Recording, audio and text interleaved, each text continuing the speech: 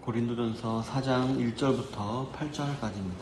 다 같이 함께 읽도록 하겠습니다. 시작. 사람이 마땅히 우리를 그리스도의 일꾼이요 하나님의 비밀을 맡은 자로 여길지어다. 그리고 맡은 자들에게 구할 것은 충성이니라. 너희에게나 다른 사람에게나 판단받는 것이 내게는 매우 작은 일이라.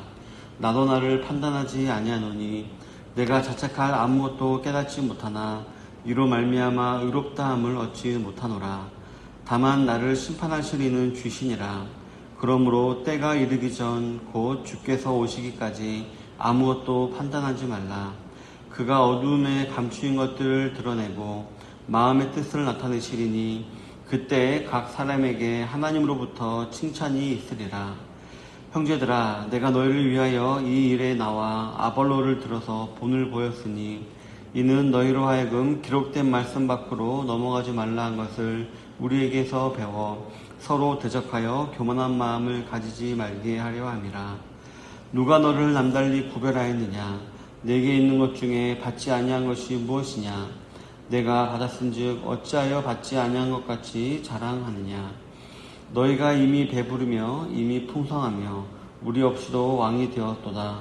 우리가 너희와 함께 왕노릇하기 위하여 참으로 너희가 왕이 되기를 원하노라. 아멘. 오늘은 본문을 중심으로 해서 직분을 맡은 자라는 제목으로 하나님 말씀을 나누기를 원합니다. 본서의 저자인 바울은 고린도전서 1장부터 3장까지 성경적인 교회가 무엇인가에 대해서 말하고 있는 중이었습니다. 1장에서는 바울은 견고한 교회를 세우기 위해 하나 되게 하는 복음, 즉 하나님의 능력과 지혜인 그리스도의 십자가를 의지할 것을 강조했었습니다. 그리고 2장에서는 견고한 교회를 세우기 위해서는 오직 성령의 나타나심과 능력으로 사명을 잘 감당해야 함을 강조했었습니다. 또한 3장에서는 바울은 교회를 움직여 나아가시기 위해 하나님께서 직접 일하실 수도 있지만 그보다는 자신이 구원하신 사람들을 일꾼으로 세우셔서 그들로 하여금 이 교회를 이끌어 나가게 하셨음을 기록하면서 우리가 육체에 속하지 않고 하나님의 은혜에 따라 지혜로운 건축자가 되어야 함을 강조했었습니다. 이것까지 내용을 살펴보면 그 교회는 그리스도 예수의 십자가 기초 위에 성령께서 임재하여 역사하시는 생명의 역사가 일어나는 정말 거룩한 곳임을 우리가 알 수 있었습니다. 따라서 저와 여러분들 같이 구원을 받은 사람들, 특히 이렇게 새벽에 기도할 정도의 성도님들이라면 온전한 교회를 세우시고자 하시는 하나님의 의지를 우리는 성실하게 드러낼 수 있어야 하고요. 그런 말미암아 교회를 위해서 헌신, 봉사할 수 있어야 할 줄로 믿습니다. 왜냐하면 하나님께서는 자신의 교회를 자신이 세운 일꾼들을 통해 하나님께서 임재하시고 통치하시는 거룩한 성전으로 만들어 가시는 것을 기뻐하시기 때문입니다. 오늘 본문 1절 상반절에 보면 사람이 마땅히 우리를 그리스도의 일꾼이요 라고 기록을 하고 있습니다. 이는 교회의 모든 직분은 바로 예수님을 위한 직분이다라는 것을 말하는 것입니다. 교회 내에는 질서에 따라 목사, 장로, 권사, 집사님들이 있습니다. 또한 각 부서의 리더와 다락의 리더와 같은 리더들이 이제 있기도 합니다. 그래서 많은 사람들은 이런 것이 교회 내에 있는 계급이 아니냐라고 말을 하기도 합니다. 하지만 오늘 본문 1절 상반절에 나온 이 기록된 말씀을 보면 본질적으로 이 교회 내에 있는 모든 성도들은 다 예수님의 일꾼에 지나지 않는다라고 분명히 말하고 있는 것입니다. 그리고 우리가 알 수 있듯이 오히려 교회에서 이러한 직분을 맡고 있는 자들일수록 더 많이 일을 해야 되고 더 많이 섬겨야 한다는 것은 우리가 알고 있는 사실입니다. 따라서 아무리 권위가 있어 보여도 각자 하는 일이 다를 뿐이지 모두 다 그리스도의 일꾼에 불과하다라는 것입니다. 전혀 자랑하거나 뽐낼 것은 아니다는 것입니다. 그리고 이어지는 1절 하반절에 보면 하나님의 비밀을 맡은 자로 여길지어다 라고 기록을 하고 있습니다. 잘 아시다시피 하나님의 비밀이란 예수님과 또 그로 말미암는 구원을 말하는 것입니다.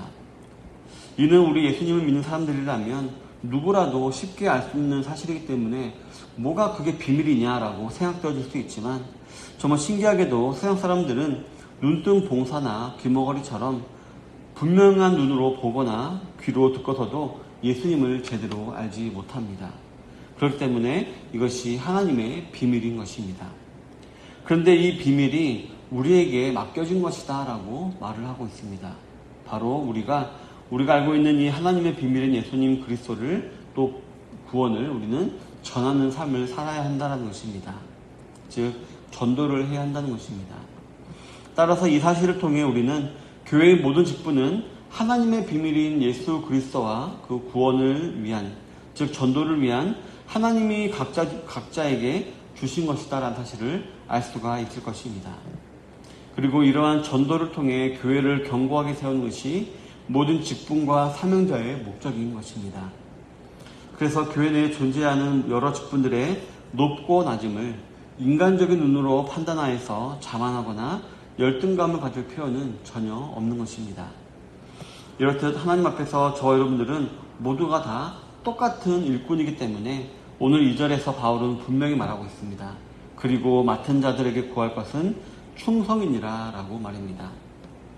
교회에서 여러 가지로 봉사하는 자들이나 아직 그렇지 않은 자들이나 다 하나님으로부터 동일한 전도의 일을 맡은 자들이기 때문에 충성되이 이 일을 감당해야 한다는 것입니다.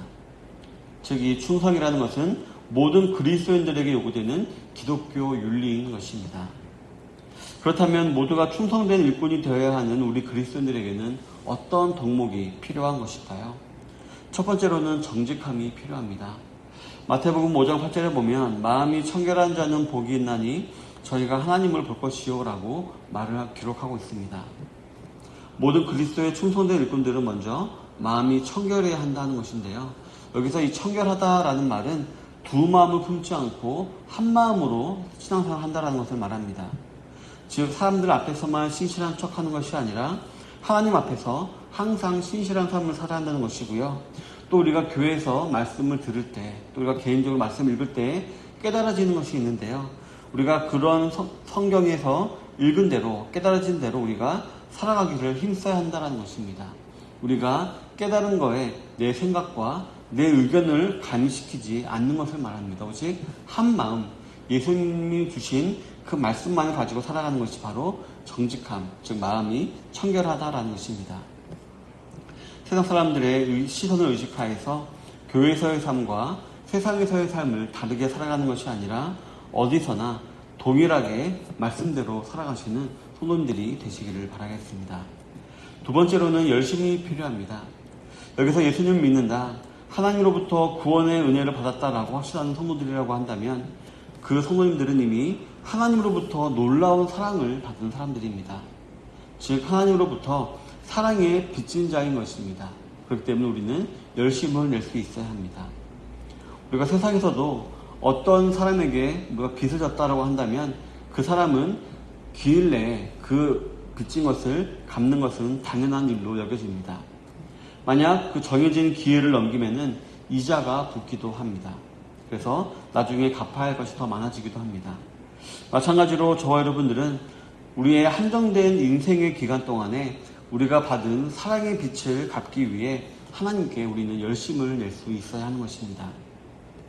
성도 여러분, 우리 성도들에게 있어서 해야 하는 것이 마땅히 있는데 그것을 안 하는 것 역시 불충의 죄라는 사실을 우리는 기억할 수 있어야 합니다. 앞에서 충성된 일꾼이 되려면 정직해야 된다라고 했었는데 하나님 앞에서 우리가 정직하기 위해서는 열심을 내야 하는 것입니다. 가만히 있는다고 해서 정직해지는 것이 아니라 정직하려고 우리는 노력을 해야 한다는 것입니다. 그리고 그렇게 열심을 내다 보면 자연스럽게 충성스러워지는 것입니다. 세 번째로는 겸손이 필요합니다. 많은 사람들이 이제 게으르고 무능해서 낮아진 것을 겸손으로 미화하곤 합니다.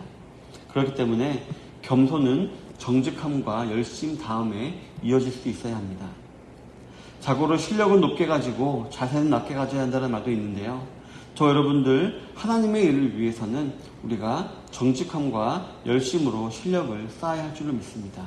그리고 그 실력을 가지고 우리는 겸손히 서로를 섬길 수 있어야 합니다. 대표적인 예로 바울이 있는데요.